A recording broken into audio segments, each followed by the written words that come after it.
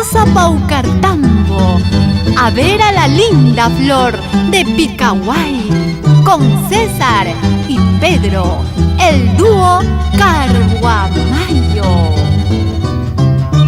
Con producciones musicales Sentimiento, la empresa que genera solo éxitos. ¿Sí o no? Máximo Córdoba Basilio. Ay, qué bonita sombra tiene mi arbolito de Picaguay. Para el amor, para el recuerdo, no hay mejor que la flor de Picaguay, que la flor de Picaguay. Ahí en el frente, en el pajonal, está floreando mi Picaguay. Paucartambina, airosa llevas en tu sombrero a la flor de Picaguay, a la flor de Picaguay. Cholita linda, color canela, grabaré tu nombre en la flor de Picaguay. Cuando me vaya, cuando me ausente, para que recuerdes a la flor de Picaguay, a la flor de Picaguay. Ay, qué bonita sombra tiene mi arbolito de Picaguay.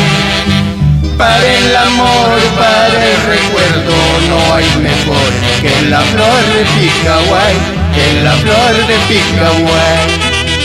Ahí en el frente, en el pajonal, está floreando mi Picaguay. Paucartambina, airosa llevas en tu sombrero a la flor de Picaguay, a la flor de Picaguay. Cholita linda, color canela, grabaré tu nombre en la flor de Picaguay.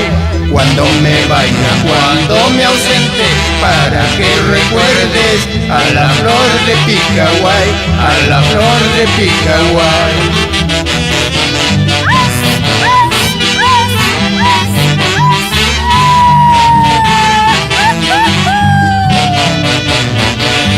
Desde el cielo, Víctor Córdoba Ombone, siempre en nuestro corazón.